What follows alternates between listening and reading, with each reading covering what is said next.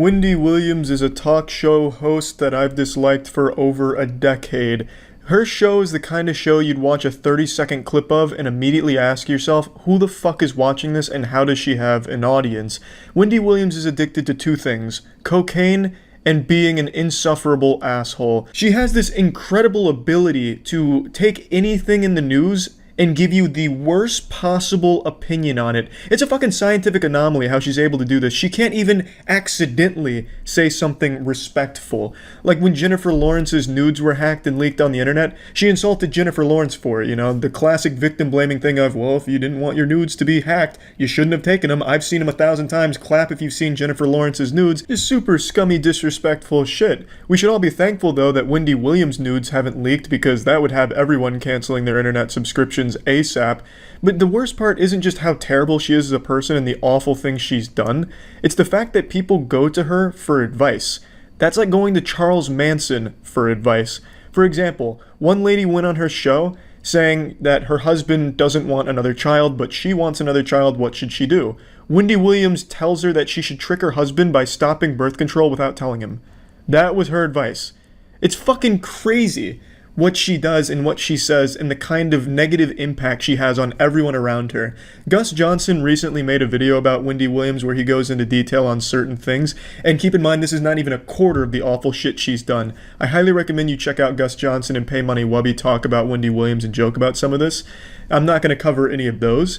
What I want to talk about and why I'm bringing it up now is because she's pulled the classic Wendy Williams by insulting a woman who was recently killed by a stalker. So I'll give you some background before I play the clip. Amy Harwick, famous Hollywood sex therapist, was recently murdered by a stalker when she was pushed from a balcony and fell to her death.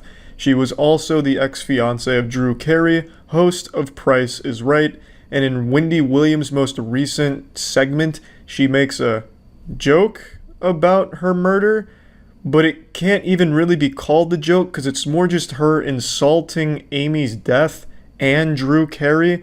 I don't know, it's hard to explain. I'll play the clip. She was killed not by Drew, but by the ex. Come on down.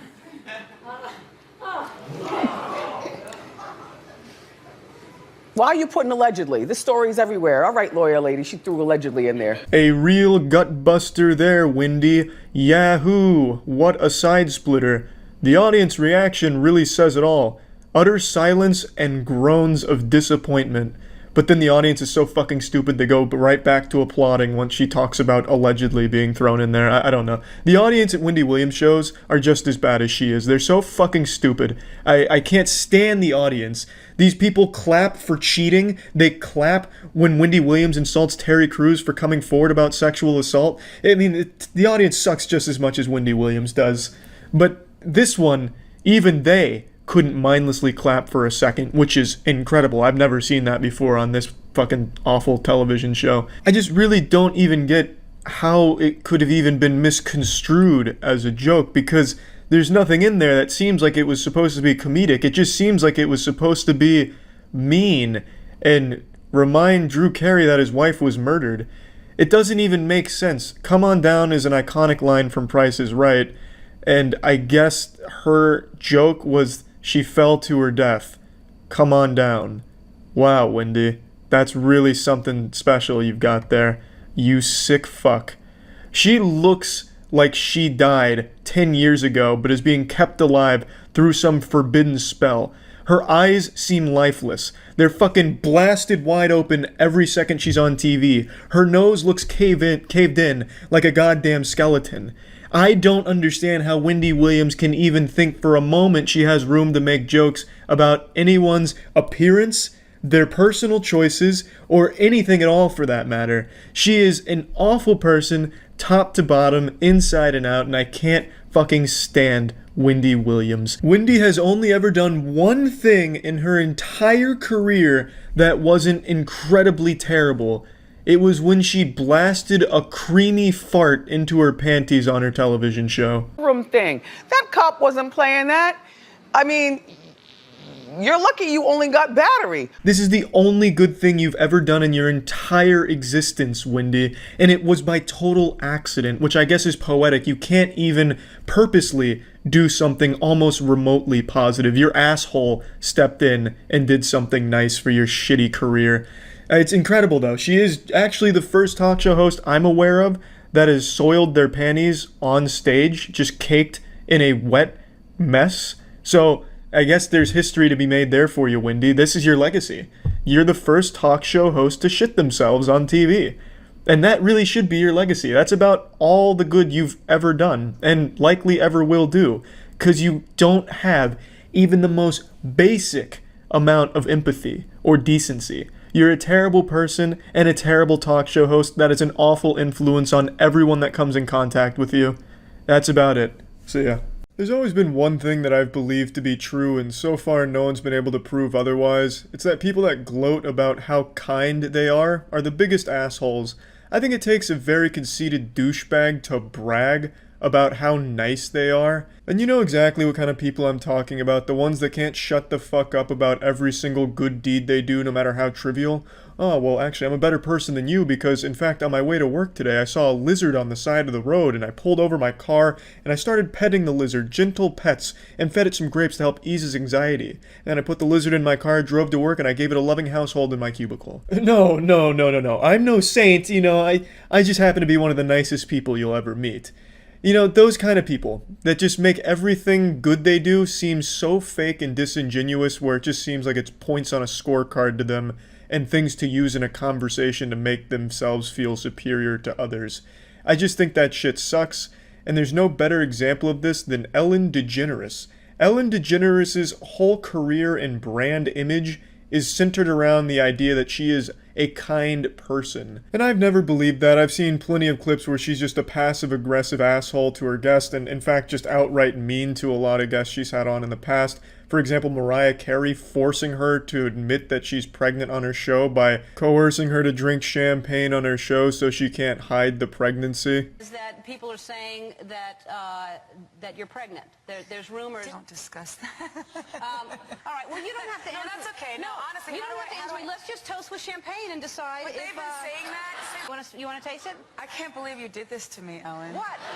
No. Are you trying I'm to not just- going to ask you if you're pregnant This or not. is I'm peer just going to say pressure. no. Let's toast to you not being pregnant. If you're not pregnant, then we Oh should. my goodness. You're pregnant. You're pregnant. No, you I are didn't say pregnant. Mariah Carey had a miscarriage 3 weeks after this, and as you can see, Ellen DeGeneres' full kindness on display here by forcing her to tell everyone that she's pregnant through this little science experiment she set up here. This fucking little saw trap to try and get her to finally, once and for all, spill it and let everyone know that she's pregnant, even though it's none of Ellen DeGeneres' fucking business. But Ellen DeGeneres, being the narcissist she is, has to know everything and has to feel like she's the most superior person in the room. Why am I talking about Ellen DeGeneres? Well, I've never liked Ellen DeGeneres, not just because she's an asshole, but I think her show sucks. And over the last month or so, the internet's been ass blasted with Ellen DeGeneres truth bombs about what it's like to work with Ellen and what it's like to even be near her. She treats everyone around her terribly according to most people that have ever even encountered her by accident. Shit, from some of the things I read, if a kid with a broken arm found Ellen DeGeneres at a donut shop and asked for an autograph on the cash, she'd probably slap him and spit in their face. She just seems like a really terrible person to associate with according to everyone that has had the misfortune of associating with her. And her workplace environment has been called toxic by everyone that's fucking worked there. And apparently it's filled with racism as well, according to a lot of the reports. So things aren't looking too great for Ellen DeGeneres' be kind image, when she seems to be one of the most not kind people in the space. I think talk shows suck. I've already talked about Wendy Williams' show and everything I dislike about that. And I thought it was only fair to talk about Ellen's show because it's just as bad, if not worse, because she parades around like she's some gift from God to bring salvation to this planet through her kind, generous acts. Which seems pretty far from the truth, and she's being investigated for these workplace environment claims as well as like other bullying things that are coming to light with all this. Keep in mind these are all just claims, but they're from current and former employees, and if she really is so incredibly kind, I can't imagine why everyone would have a coordinated effort to attack her and the environment. So they probably do have some weight, but again, it's not proven. It's not like the people that have worked on the Ellen DeGeneres set would go in there and it looks like some shit out of a horror movie where there's fucking bodies hanging from meat hooks and shit, mangled corpses everywhere because it's that evil. But it does seem like an absolutely terrible place to work with actual bad shit going on. But again, they are just claims at the moment. Even if all those claims turn out to be completely false, I still wouldn't like Ellen. I don't like her show. She'll publicly shame people in her audience. She's very rude a lot of times. And I don't get a smile on my face in the few times that I've tried watching the show.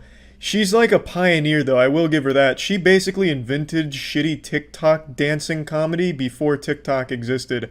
Half of Ellen's shtick that I can see, besides the fake being kind garbage, is that she does goofy dances, baby! And that's like supposed to be a big root of the ha-has in her show, which I'm just not really too big of a fan of. But all in all, it just seems like a terrible place to work according to employees and a terrible thing to be on according to guests. For example, a YouTuber named Nikki Tutorials went on Ellen's show, was very excited to go on the show, and then she went on another show later and insinuated she kind of fucking hated the Ellen show. She wasn't overly happy about the experience. And that kind of coincides with what a lot of the other guests have said as well from what I've read so far. But yeah, anyway, just wanted to talk about all this because I talked about Wendy Williams and it only made sense to talk about Ellen DeGeneres' show as well. So that's about it. If they do end up firing Ellen DeGeneres from her position on the show, I'm more than willing to step in and take up the mantle. We can totally rebrand that shit. I have a fucking whole closet full of unimaginable amounts of sex toys. We could bring celebrities on. We could slap each other with rubber vaginas. It could be a good old hoot and a holler, a real good time. So if you're watching Warner Brothers, at least consider it. That's about it. See ya. I'm not ashamed to admit it. I have been glued to everything involving Will Smith over the last couple weeks since his slap at the Oscars. That slap was like a second Big Bang, but instead of creating a universe, it created a window for everyone to look into an absolutely awful toxic marriage. And not only that, it's like open Pandora's box, but the only thing in that box was cuckoldry and sadness. Will Smith has been catching L's like Pokemon. Every single day is Christmas, but the only gift Santa brings us is more embarrassing stories about Will Smith or his marriage. One that still lives rent-free in my head is the time Will Smith, in an interview, said that he used to vomit after orgasming as a psychosomatic response. What a banger of an interview. So Will, how's your marriage? Yeah, I come and puke. Takes his mic off and walks away. Amazing. There's Will Smith with the puking, coming, and shitting statement. Thank you. Now, this was pre-slap. This was not the post-slap era. We're now living in a post-slap society, PS. So this is one PS. And since that slap, more and more stories have been coming out about how awful his marriage is with his wife. Like whether it's his wife saying she never wanted to marry him in the first place, which again, I don't know why you'd ever fucking say that. That's just such a mean thing to say, and especially make a public statement about it. Or his wife just absolutely steamrolling his ass, just dump trucking him about the slap, saying that she doesn't really support it and wasn't really happy about the slap. Like, she is just absolutely taking Will and cooking his ass. It is sad to see. It is just fucking painful at this point. Now, recently this video came out where Jada Pinkett Smith, his wife, was filming him without his permission. You can just see how defeated and uncomfortable this guy looks. This was from 2019, so this was again pre-slap, BS, before slap era. But it is still just such a sad look at an awful, awful relationship. You know Esther Perel is coming to the table. She's going to be at the red table. Would you say she has been instrumental in you and I redefining our relationship? I would say don't just start filming me without asking me. Oh my goodness. If you could film me. Esther, come help us again, please. This reminds me of that scene from the movie Hitch where Will Smith says, "I saw that going differently in my mind." Like, it's the same energy as this right here, but in reality. So his wife just starts recording him and trying to make him like dance like a puppet to, promote whatever she's trying to talk about. I'm not really sure the full context, to be honest, but it's about how someone helped their marriage, but she's doing it without Will's permission and his consent to film, which is obviously an intrusion. That's not okay. That's just violating his personal space and his privacy. He clearly didn't want to be on camera for this, but she doesn't respect boundaries, as evident from the time when she sat him down on her show to tell him about her entanglement with other men, right to his face, just talking about the cheating and making light of it. And Will is very clearly like upset, nearly crying about it. but she just keeps going and pushing it. And you can see that it's not just like something she does for her show. It seems like it's something that translates to their actual household. I'm becoming fully parasocial in this Will Smith relationship now. Will Smith is a fucking weirdo. This whole family is weird. There's nothing I'm trying to defend here. I'm just watching as a spectator and trying to wrap my head around this absolutely wacky and wild season of the Will Smith household. I'm still dealing with foolishness. Because she don't just... Would you say that she helped us heal the hurts that we caused between one another? My social media presence is my bread and butter, okay? So you can't just use me for social media and not, don't just start rolling. I'm standing in my house. Don't just start rolling. Please watch us stare at the red table because she's helped us a lot. Can't you tell? God, that seems absolutely fucking miserable where your wife is also playing the paparazzi, so you're just never safe. You could just at any moment end up on fucking Instagram live stream or whatever this was without you having any prior knowledge of it and just embarrassed. I can't even for 1 second think of a possible reason why she'd even film this and post it. This is just straight up delusional. It seems like it was supposed to be like a promotional piece for her upcoming episode with a guest that supposedly helped their marriage. But that marriage is not looking that healthy. Will Smith looks like he's trying to come up with a plan to fake his own death to get out of this marriage easier. Whatever wounds she was talking about being healed thanks to this person have clearly not healed. She has been scammed. It's like a fucking crypto scam here. Those wounds have not been healed. It seems like only salt has been poured on those wounds, like a jellyfish sting, and the only thing they've done for it is piss all over it. It's not getting any better. This looks awful. And it seems like it was supposed to promote her upcoming episode. But this did the opposite. It just made the person she's bringing on look like a fucking idiot if she was at all responsible for what you're seeing in this clip here. It just blows my mind. I don't really know what Jada Pinkett Smith's show is about. The only clips I've ever seen from it are the ones where she's talking about how much she hates marriage and embarrasses Will on it. So it really sounds like her show is just a weekly roast of her husband. I don't really get it. But damn, every single day a new story comes out that just makes Will look fucking awful. It's just more and more awful stories surface or videos surface that showcase an absolutely brutally dysfunctional marriage and household.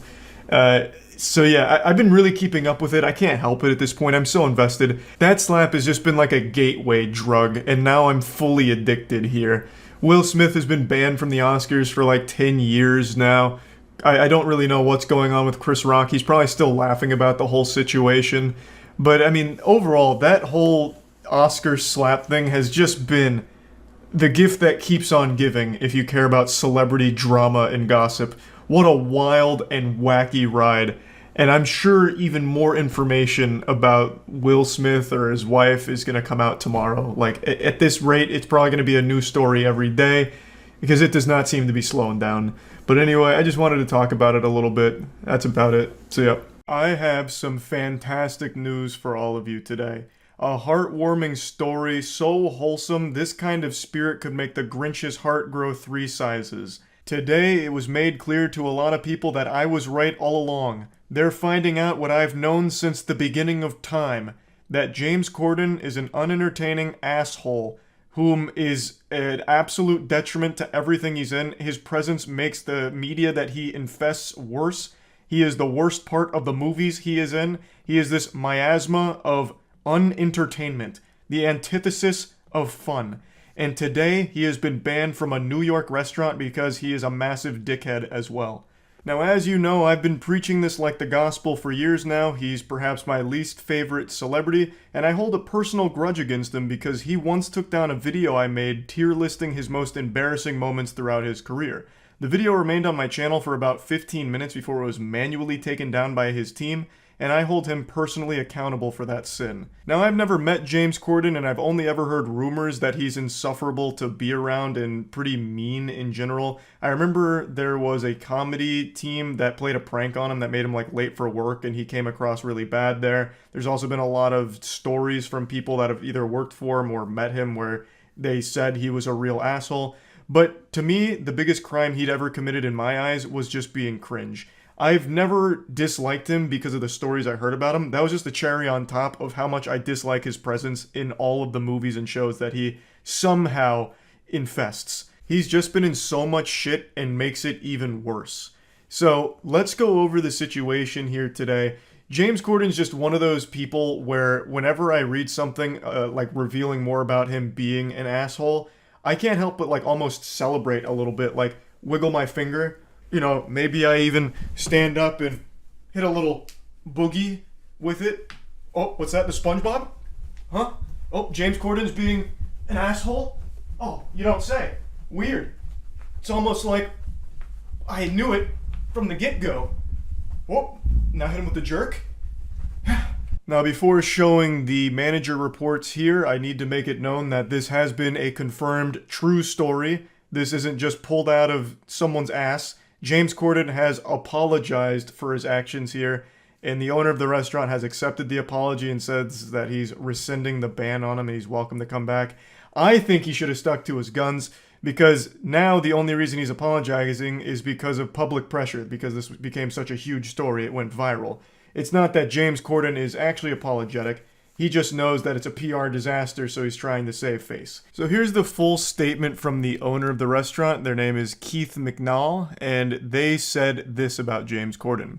James Corden is a hugely gifted comedian.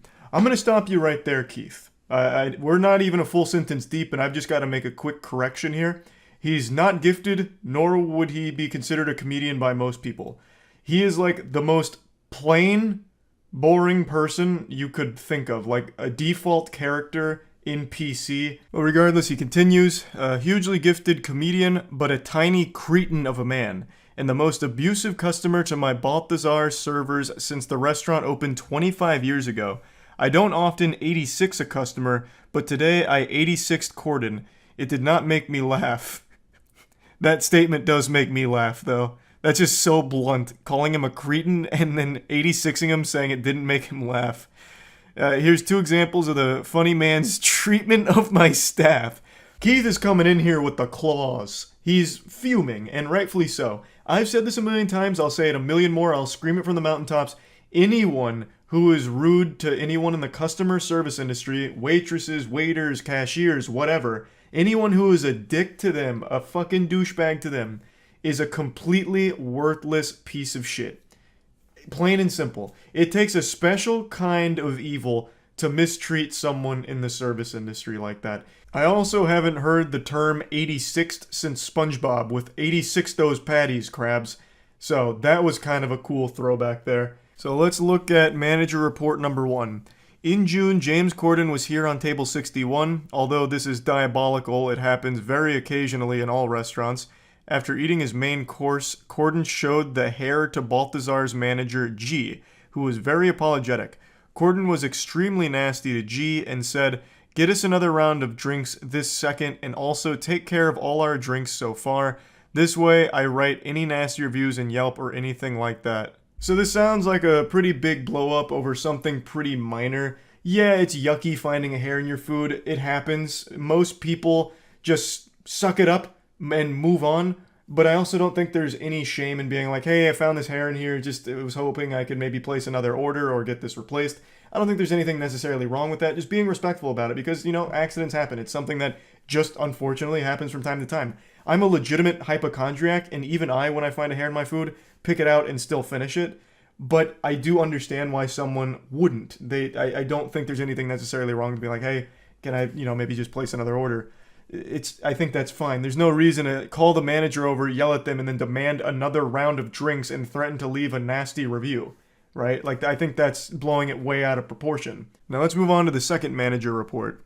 James Corden was at Balthazar with his wife on October 9th for brunch. He asked for a table outside. Brunch maitre d' Allie Walters took the party to table 301. Mr. Corden's wife ordered an egg yolk omelet with Gruyere cheese and salad. A few minutes after they received the food, James called the server, MK, and told her there was a little bit of egg white mixed with the egg yolk. MK informed the floor manager, G. The kitchen remade the dish, but unfortunately sent it with home fries instead of salad. That's when James Corden began yelling like crazy to the server, "You can't do your job. You can't do your job. Maybe I should go into the kitchen and cook the omelet myself." MK was very apologetic and brought G over to the table. He returned the dish, and after that, everything was fine. He gave them promo champagne glasses to smooth things out. G said that Corden was pleasant to him but nasty to the server. MK was very shaken, but professional that she is, continued to finish her shift. So this one I think is a little bit more indicative of the real personality of James Corden. If something is slightly not up to his standards, he loses his temper about it. I think that's very par for the course from all the stories I've read about him, from workers as well as people that have met him, as well as that brief segment where you can see him kind of blowing up in the comedy sketch at his expense. He just seems like the kind of person that is very entitled and feels like they're superior to just normal people around him. So in that entitlement, he fucking blows up at them. Oh, I'll go back there and cook it then. You guys can't do your jobs. Disgusting. I spit on you fucking plebeians. This is disgraceful. You sent me a dish with house fries instead of a salad? Are you trying to kill me? This is poison. And the fact that he shamelessly has done this twice now, and this one apparently in front of his wife, blows my mind. How anyone can do this in front of other people, especially people they care about, is something that will never compute with me. How do you not get embarrassed? No, this isn't like a tough guy thing. This doesn't make you look alpha. This doesn't make you look like a strong man. This makes you look like a little bitch. You look like an absolute douchebag, weak little man. As Keith calls him, a tiny cretin of a man. Why are you getting so upset at the server who did nothing to slight you? They didn't insult you. Everything that happened wasn't on purpose. It wasn't an attack against you. Sending the dish with house fries instead of a salad is an easy solution. Just be like, I actually wanted the salad. And then bang, they'll go get you the salad, I imagine. They're not going to sit there and like challenge you to fisticuffs like, I will not get you the salad, and I'm throwing the gauntlet down. Oh, put him up, Corden.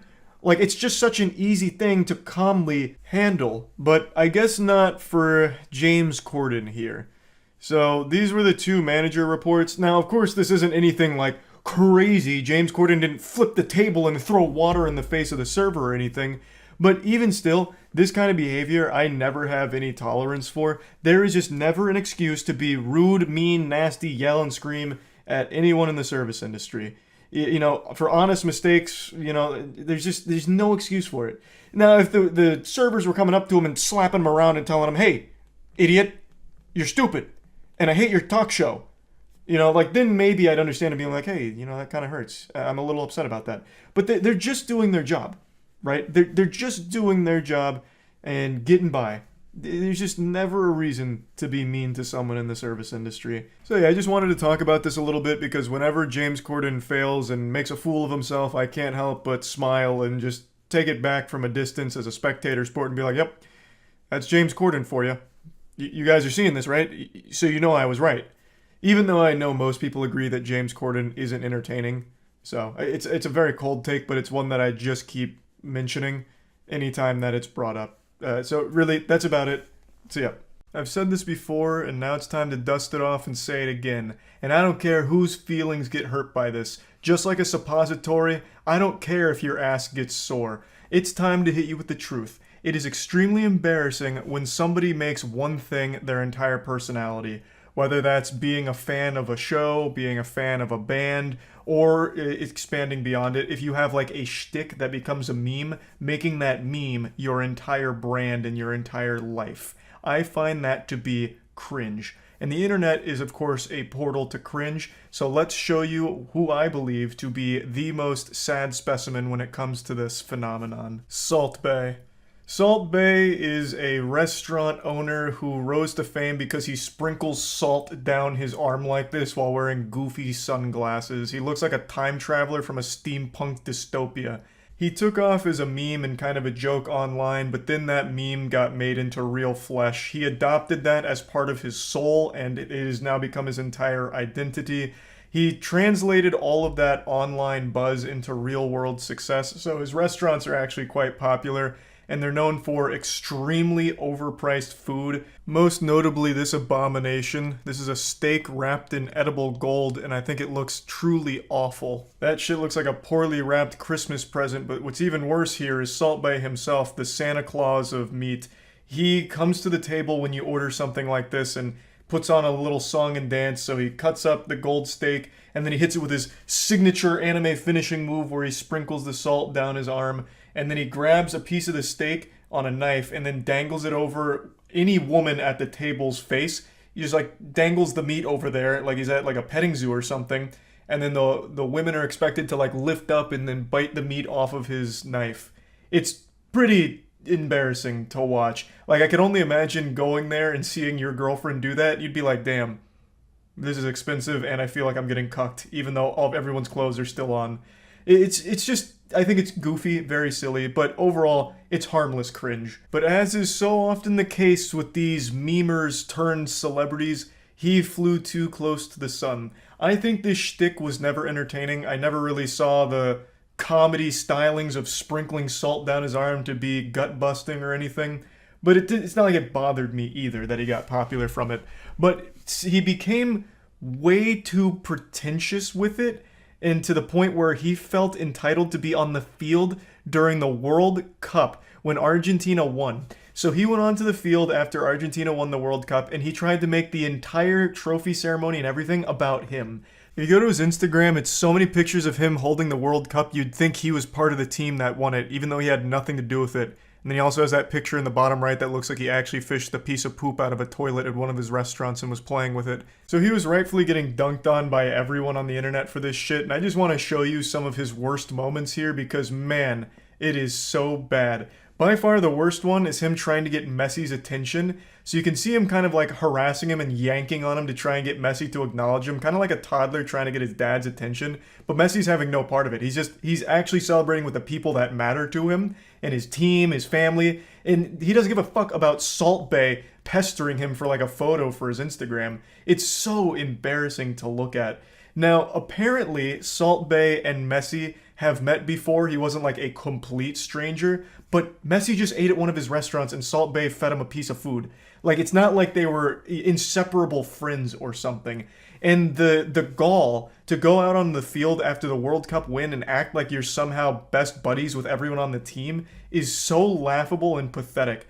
It was so bad, in fact, that now FIFA is investigating how he even got on the field in the first place, because they're not entirely sure. The leading theory is that he was able to get on the field because he's somewhat friends with the FIFA commissioner, like the head of the FIFA org. So that's the leading theory, but even that's not 100% certain from what I've read. But yeah, let's take a peek at some of those videos he filmed because, man, they're classics.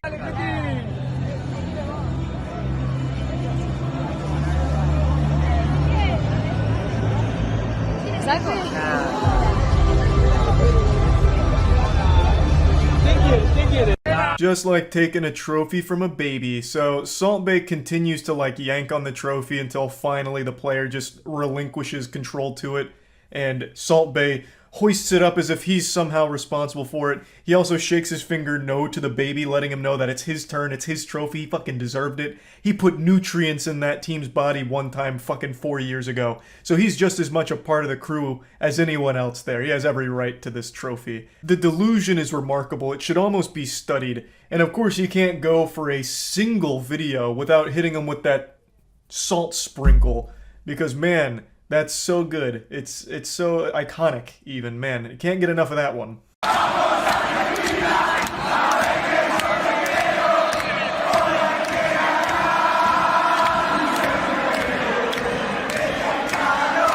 Man, that guy's face really tells the whole story. That discomfort.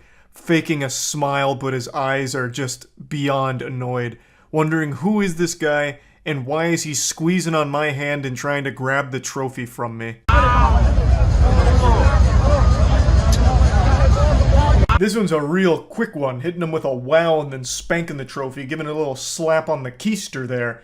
And you can see yet another player very uncomfortable with Salt Bae's presence. He's just this like miasma of uncomfortableness. He swoops in like this absolute plague of awkwardness. He shouldn't be there, and everyone knows it, and he is there, ruining the moment. It's so fucking weird. Oh, here's a great one for the scrapbook. Yeah, biting on his medal there. I'm sure he really liked that. A guy that he is not friends with, doesn't even really know, coming out of nowhere for a photo op, and then surprising biting on the medal.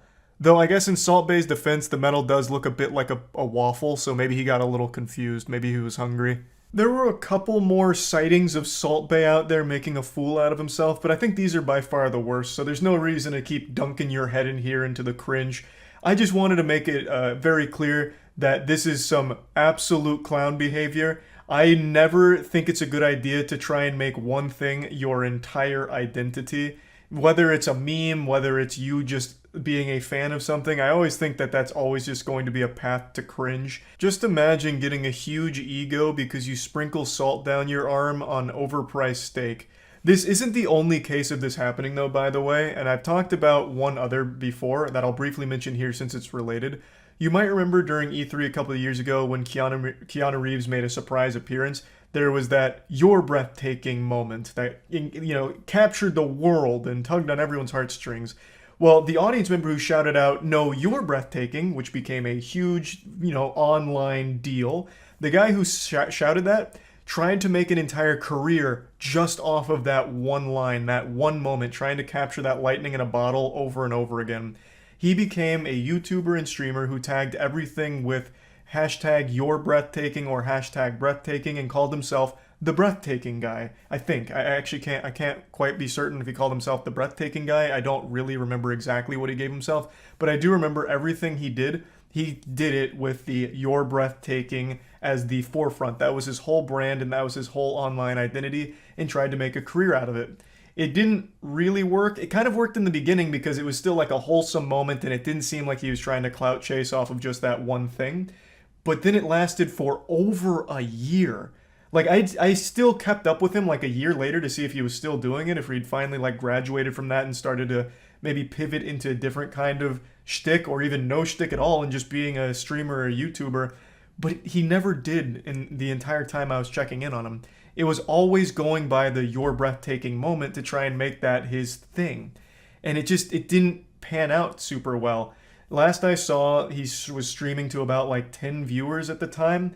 And I just felt really bad for him because this is one of those moments where you have this huge blow up almost overnight because of one thing that you did that everyone loved.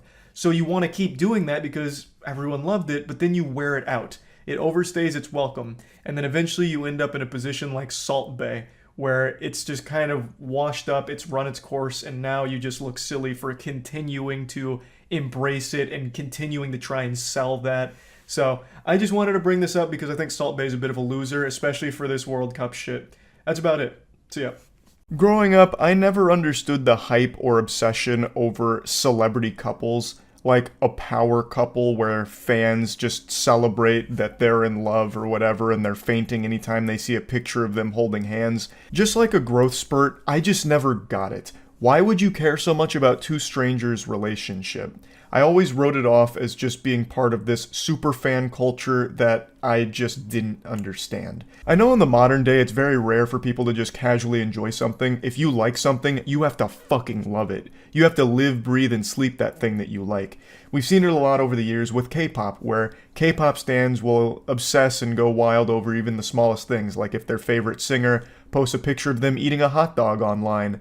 They'll cross-reference that photo with all known databases, go to a cutting-edge laboratory using the latest forensics analysis tools in order to figure out where the photo was taken, where the hot dog was purchased, so they can go there in the real world and try and fish through the trash can looking for the wrapper that they threw away so they can frame it on their wall. It's just this level of investment in strangers that I've never really understood. Until now. As a 29-year-old man, I've had my eureka, come to Jesus moment. I get it. Because I have become very invested and fascinated with a celebrity relationship, Will Smith and Jada Pinkett Smith. It's this never-ending disaster, this tragic play that keeps getting new acts added to it that I could have never predicted. It all started last year with the infamous slap where Will Smith slapped the devil out of Chris Rock on stage after Chris Rock made a joke about his wife Jada. And that signature anime finishing move with the slap actually pumped the brakes on his entire career. There were a lot of projects that he was involved with that dropped him, or just a lot of other projects that didn't want to touch him after this. So his whole career came to a screeching halt, all from the old 5 fingers to the face moment. And since then, there's been more and more information that's come out about their relationship that just makes it baffling. And so weird. Like, even prior to the slap, we had those uncomfortable moments where Jada invited Will Smith onto her show, where she just openly admitted to cheating on him and like having an entanglement with a much younger man, right to Will's face as he looks on in agony and sadness.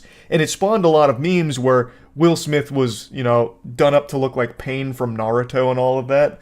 Because, I mean, it's rough. Like, it's really rough to just watch her giggle and laugh about cheating on Will, who seems very much still in love with her. And they always kept up this act that, they're strong together, they're still together, this and that. And now, today, Jada has revealed that her and Will have actually been separated since 2016. She has a book coming out pretty soon, and there was a little special filmed with Jada where she states that they've actually not been together in 7 years now. Because I said, is this true? Right. Was that in 2016, you and Will decided that you were going to live completely separate lives. Yes. It was not a divorce on paper, Right. but it was a divorce. Hey, can someone let Will Smith know that? I'm pretty sure this is the first time he's hearing it. You're telling me you guys actually split up in 2016? So he just sunk his career like the Titanic over his ex-wife? But then if that's the case, why would he say, keep your wife's name out of your mouth? Right? Like, that's just not adding up. I feel like she's just making this shit up. For the last year, I've paid attention to this relationship, and it feels like every opportunity she has to hurt Will publicly, she pounces on with a smile on her face. It's like, it's diabolical. Like, she reveals some very embarrassing things about their relationship publicly. She openly talks about how she preferred her previous relationship to Will, though she doesn't use that language. It makes it very clear with some of the things she's posted that she was happier before Will. At least that's the impression myself and many others get with a lot of the things that she posts about. It's just brutal. It's like being married to your biggest Twitter hater. Like someone who's just leaving the most deep-cut comments that actually hurt you on Twitter. It's like being in a relationship with them for 20 years. At least that's how it comes across. She does not seem to respect or even like Will at all. She is always running the bus over him any chance she gets. This is a bombshell. Claiming that they've actually been split since 2016, that doesn't even make sense. Now, apparently, she's claiming that it was a private decision they reached together, but in order to keep up public appearances because they weren't ready to reveal it, they kept pretending like they were still married. But that just doesn't track. That doesn't make sense, because if that was the case, why would Will publicly slap the fuck out of Chris Rock and ruin his career over this if he didn't think you guys were still married? That wouldn't make sense. So why do that? Like, what was the reason? I think just not being ready yet. Still trying to figure out between the two of us Yeah. how to be in partnership, right? And in regards to how do we present that to people, And we hadn't figured that out. It's not quantum science we're talking about here. You just say that you're not together anymore. You would have saved both yourself and Will so much shame during the entire entanglement scandal if you had just said, hey, we actually separated 7 years ago. There is nothing to gain by keeping up a facade that you are still married and, in love together when you're not, especially when you're fucking other dudes, right? Why would you not just say, hey, we're not together anymore, really? Like, it's just like the easiest thing in the world. You'd have to try so much harder to not say that and just bear all the spitballs that were being shot at you for cheating. If you weren't actually cheating, then it should have been so much easier to just be like, hey, whoa, guys, look, we wanted to keep things private, but, now things have hit the public sector, thanks to me talking about this on my talk show, and it's probably about time that we state we haven't been together for 7 years. And it would have been so much smoother for both Will and Jada.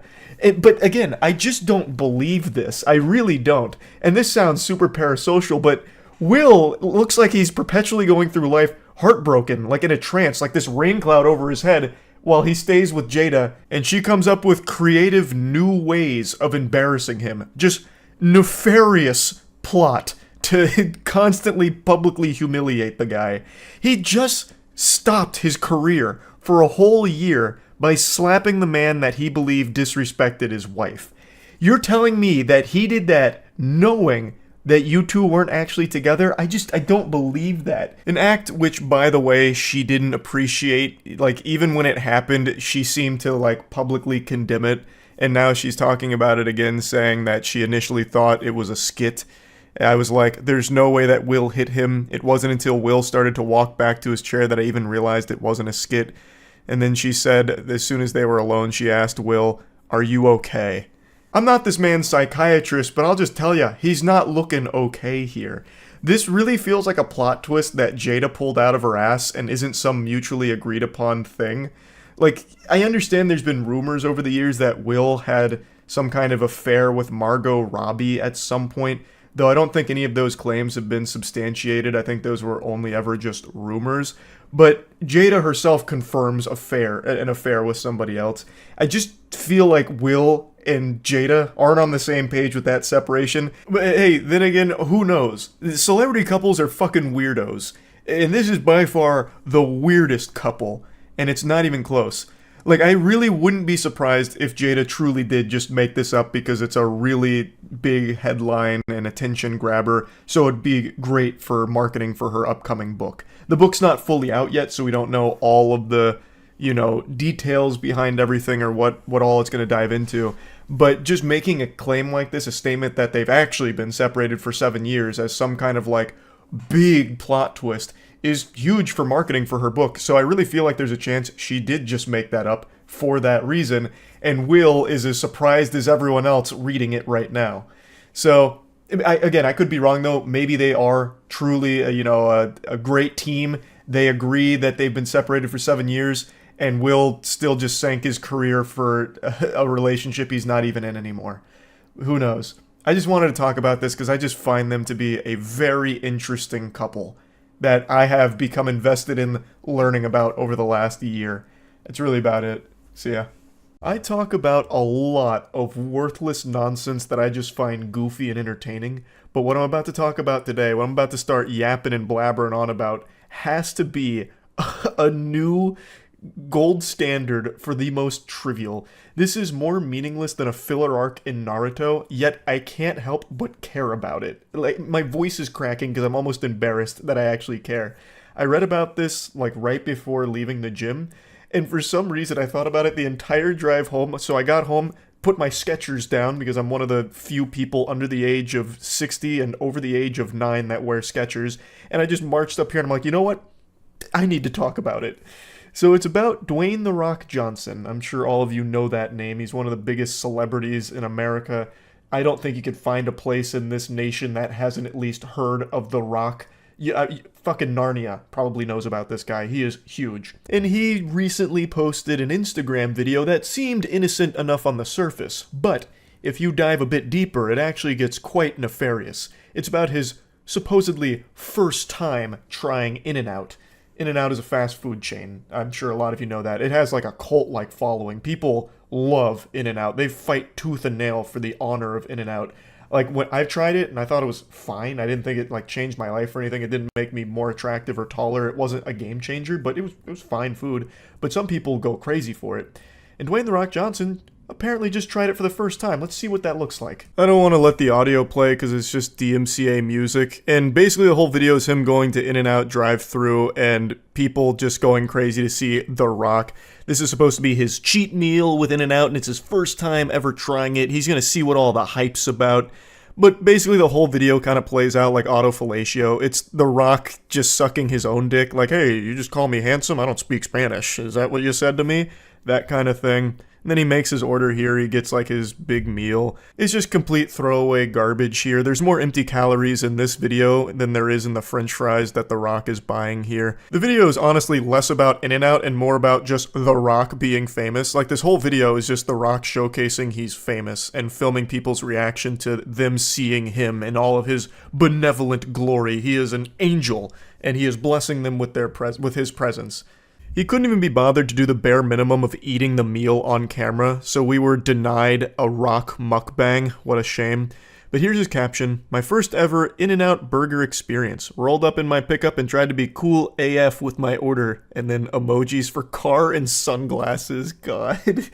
But I didn't know the lingo. Didn't know who to pay, where to pay. I didn't know shit. What do you mean you didn't know the lingo? You just place an order. I don't know why he's pretending. You know, it's not like this is complicated jargon. But I'm a quick study. Loved everyone's positive vibes in there. Holy shit, it's The Rock energy. God, he just can't. No one has The Rock's dick in his mouth more than he does. Like, good God. Goodness gracious. Can you smell what The Rock is cooking? It's his own wiener. Oh my lord. His favorite meal. Love the grub, and love how everyone in the drive-thru looked at me like I have 3 heads when I gave them a tip. Thank you, In-N-Out, for being awesome. I'll see you down the road. So it clearly reads like it's supposed to be some kind of promotional thing for In-N-Out here. And it's all just standard celebrity trash, but this is the 3rd time he's done it. He keeps pretending that he's trying In-N-Out for the first time every couple of years. Why? Why are you lying about that? You could just say, like, I love In-N-Out, so I'm going back to In-N-Out. Let's go. Can't wait for more In-N-Out. Why does it always have to be your first time? We know it's not. So there was 2 articles written about this, like, why does The Rock keep lying about it? And I have no fucking idea. Why would you just keep lying about it being your first time going to In-N-Out? The other 2 videos are still on your Instagram page. It makes no sense to me. It's like the weakest lie ever. I remember when I was a child, I used to do lies like this for April Fool's Day, where I would tell my friends that the Buccaneers quarterback Brad Johnson was retiring, and they'd be like, is he really? And I'd go, nope, I gotcha. It's like, what? Why are you even lying about that? It's so lame. Is history in the making. It is Sunday night, approximately 11 p.m. It is Cheat Meal Sunday for all of us around the world, certainly for me here. And the reason why this is history in the making is because this is the very first time that I have ever tried an In-N-Out burger, or In-N-Out fries, or anything from In-N-Out for that matter. Now, I've picked up some In-N-Out burger before through the drive-thru a few times for some buddies of mine. I've never tried it, so this is a first. That's such a convenient excuse. I've been through the drive-thru, but I've never actually eaten it. I've only ever picked it up for other people. That's like the timeless classic of, oh no, those aren't my drugs. I was actually just holding them for a friend. Now, he has a post from 2017, once again, through the In-N-Out drive-thru, but he doesn't have any evidence of him eating the meal, so I guess I can't say beyond a shadow of a doubt if he tried the In-N-Out meal when he bought it for the people in his vehicle. I would wager a guess that he has, because he keeps pretending like he doesn't even know what the fuck In-N-Out is, practically. He doesn't know how to go through the drive-thru or how to pay, according to his most recent Instagram post. So I don't know if the Men in Black keep coming around and neuralizing him every time he eats In-N-Out so he forgets entirely, or if this is just the weirdest marketing idea ever. I don't really get it. But I have said for about 5 or 6 years now that The Rock is the fakest celebrity in Hollywood. I truly believe that. I grew up a huge fan of The Rock. In the WWE, he was probably one of my favorites. Not up there with Kane, but pretty close. He cut the best promos. And to this day, if I had a nickel for every single time I said, can you smell what The Rock is cooking? Or if I imitated the people's elbow, man, shit, I'd be able to own In-N-Out by now. Like, he had a big impact on my childhood, but as he made it more into the mainstream consciousness, and as his fame grew, I feel like his soul kept getting chipped away at, whittled away, and now he's just this husk, this hollow shell that PR firms speak through. Like, every time he tries to vocalize something that's supposed to resemble his own thought or opinion, it feels like the most PR speak shit ever. Like, all of these PR suits are just using him like a fucking fleshlight, like this puppet of ventriloquism act, where they are talking through The Rock. What really cemented that for me was when he went on Joe Rogan recently. I haven't listened to Rogan in quite a long time, but when The Rock was on, I was very interested to see if he would finally come out of his shell here and actually speak his mind. And he barely spoke at all. The whole episode was mainly crickets. Like, he barely engaged with anything because it seems like The Rock only vocalizes what his team allows him to. Like, it has to be the most filtered responses and statements imaginable. He's just so fucking fake, and this In-N-Out madness was just a cherry on top of it. Another thing, I'm getting way off topic now, but another thing with The Rock that always rubbed me the wrong way since it happened was about a year ago, he was a brief guest on Jeff Keighley's Summer Games Fest. So he was there to promote the Black Adam trailer, but Summer Games Fest was supposed to be like a celebration of games and talking about all of that.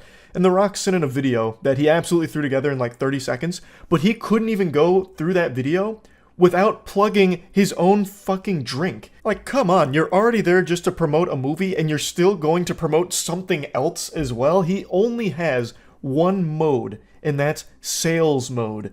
That's it. He didn't engage with the community at all. He couldn't even pretend to care about Summer Games Fest or Jeff Keighley's production or really gaming in general. He just can't even put on a facade that he gives a fuck about anything beyond just selling himself. Like, even in this In-N-Out clip that I showed you, the second one where he pretended that he, trying it for the first time, let me show you how it actually ends. Check this out. They're called double doubles, loaded with lettuce, tomato, onion, pickles, and cheese. Of course, we got fries here. Get this. The fries are good. So we're off to a good start. Now, the question becomes, I have the one and only Teremana tequila. What is going to pair best with, yeah, you know what? I'm the founder of Teremana, so fuck it. We make up the rules. So I'm going to go with Blanco and Reposado. Here we go, ladies and gentlemen. What a pleasure this is. My very first In-N-Out burger. Oh, that is a good combo. Here we go. Yeah, he couldn't even eat a meal without plugging his own shit. That's all he is doing anymore. He just says what his PR firm wants him to say, nothing else, never doing anything that even resembles like his actual personality or his actual thoughts. And then he is just constantly selling his own products and selling himself. That's it.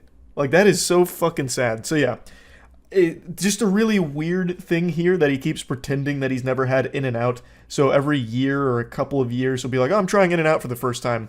In fact, I'm pretty sure he even ordered the same exact thing last week as he did in this video from 2022, the one I just showed you. I'm pretty sure he made the exact same order as well. So he's probably a regular at In-N-Out. Like, he has his order down to a science. I just don't get why he keeps pretending for that. But I'm also not surprised because he actually is just super fake across the board. So yeah, just wanted to talk about it a little bit. A super, super meaningless topic that I just got passionate about. That's it. See ya. I want to start this video off by celebrating something important that's a little unrelated to the overall topic of the video, but one that calls for celebration. So let's pump our fists and wiggle our fingers together as we say rest in peace to James Corden's Late Late Show. That's right, it's finally over.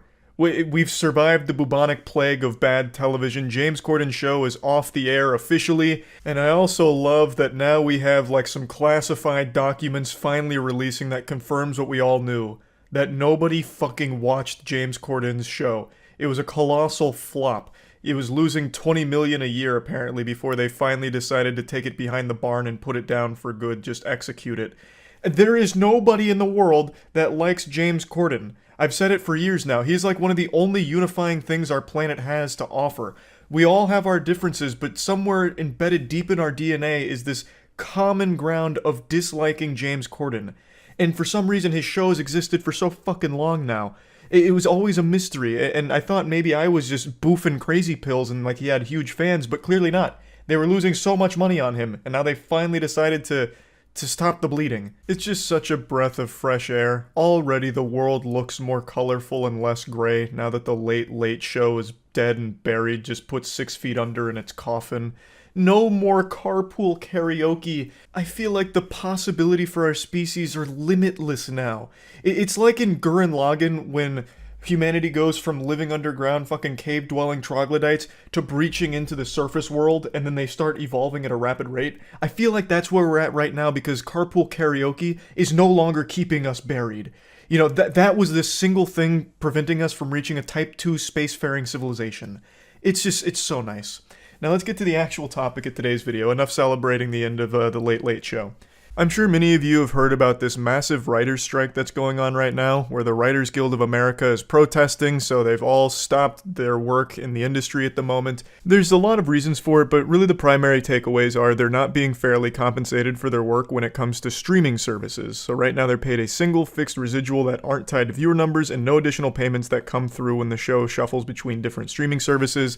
An example they give is one of the writers for Jane the Virgin is only receiving 1 to 2 cents for their residual checks, which is far from the norm or acceptable. And that's because streaming content has blown up recently, and for the industry itself, it's still pretty new. So they're not really getting the compensation that they should be, especially when compared to other aspects of the entertainment industry like normal movies or normal TV shows. So streaming is still in that weird gray area where they're getting face fucked when it comes to their compensation, and now they're protesting, looking for more appropriate compensation and fairer pay for it, which I think is totally reasonable. None of these shows happen without the writers. I understand the A-list actors and celebrities are always going to put asses into seats and make swamp-ass thrones as people are glued to it for these characters, but those characters are written by these writers, and without them, they'd be fucking flat and worthless. The effect of writers on the actual medium is severely overlooked by just normal viewers, I feel. I've seen real brain rot takes on this from Twitter about how the writers aren't even important to the shows to begin with, which is mind-boggling that we've reached a point where there's a lot of viewers that are unable to wrap their head around the entire show they watch is constructed by these writers. Without them, it doesn't exist, it doesn't happen, and it doesn't work. So it's super weird that people are trying to belittle their role in the industry and downplay their importance, even going as far as to call this whole strike a bunch of mumbo-jumbo, hocus-pocus nonsense and that they're entitled. It's so fucked up. Like, for some reason now people are taking up arms in order to protect billionaires in their right to exploit writers like this. I think it's fucking stupid. Like, again, the writers make the shows happen. It's not like your favorite actors that are in these shows go in there and fucking improv every single one of their lines. That's just not how it works. So yeah, I do agree that the writers deserve better pay, especially because streaming has blown up so much, and yet the pay for writers hasn't grown with it. This sector has exploded, yet for some reason the writers have been left behind when it comes to their compensation. So I think the strike is totally within their right to do. I think it's a good thing. And if you don't believe me that it's a good thing, how about I just show you some of the proof that's in the pudding right now? Get ready, because I'm about to give you a fucking enema of good news. This writer's strike has already been huge W's across the board for anybody with eyes, because since they're striking, a lot of terrible shows have had to go on hiatus, had to go dark. That includes every late night talk show, baby. Every single fucking one of these late night parasites have had to go off air because, of course, they don't write their own material. They're not like real comedians anymore. They don't make fucking jokes on their own. It's all fed to them by these writers. And now that they're striking, they have nothing. Thus, they've had to stop the programs. So no Jimmy Kimmel, no Jimmy Fallon. We're getting everything fucking purged right now and on break, and it feels so good to not have to have YouTube inundated with fucking god-awful late show talk clips. Oh my god, it feels amazing. So there's already a huge W there, already seeing some great stuff from the writer's strike, some good results. But if you want the best possible news from the writer's strike, you know what else is severely affected? Big Mouth. The worst show ever produced by human beings is currently getting hammered because of this writer's strike. It is unable to continue production as of the moment, and we can only pray, have our fingers crossed, that they will just shut down the upcoming season and call it quits. Just put the kibosh on the entire series, because Big Mouth fucking sucks. Just close your eyes and envision this utopia with me. No James Corden Late Show. No Big Mouth. That is a serene existence. That would actually unlock the full potential of our brains. It'd be like taking that pill from Limitless. We would fucking invent teleportation technology the next day. Now, even better news, even if Big Mouth does unfortunately continue, if we're cursed for another season of Big Mouth, it's the final season. So there won't be any after that, which, that's great news, but it's bittersweet because we could just not have that season air to begin with. So regardless, though, Big Mouth on the horizon is soon to be finished, kaput, which is fantastic. I also forgot one other big one that's currently going dark. Another stinker. Saturday Night Live! Saturday Night Live is also affected by the writer's strike, so they're unable to currently continue as is. So just a lot of good W's all around here. Now, there is more to the purpose behind the strike. It wasn't all for the compensation. There is another component to this that I think it's worth mentioning here. They're also wanting to regulate AI when it comes to the industry. AI is also exploding, and it is evolving at an unbelievably fast rate, which is of course a legitimate concern here. AI is already fucking wild. It is frightening how good it's gotten in such a short period of time, and it's still very primitive. It is still very early on in this technology, so it's only going to get better and more refined. So what the Writers Guild is looking for here is some regulation where the AI can't be trained off of their works. Their works would be protected, so that way the AI can't be building models based around their scripts, can't be like generating scripts of their own based on their work, and also they can't really be using AI to go through and change some of their work or undermine it and shit like that. It's just looking for some level of protection for the writers. It doesn't seem like they're trying to completely outlaw it, make it illegal when it comes to AI in the writing room, or forbid it entirely, because AI can be used as a good tool for writers as well. It's just looking for some level of like regulation or just some openness to discuss how they can utilize AI in different ways there. At least that's how I understand it. I could be wrong, but it doesn't seem like they're just trying to get rid of it entirely from the writing process. So yeah, overall, wishing the best for the writers here with the strike. From what I can tell, it doesn't seem like the powerful suits out there are really responding at all to it in any meaningful capacity at the moment. It seems like the attitude's kind of just rub some fucking dirt in it, get over it kind of thing. But I guess we'll see how that goes when their biggest programs start to feel the effects of the strike, because the WGA is huge. They do a lot of writing. So I guess we'll see how everything plays out, but just want to talk about it a little bit. That's it. See ya.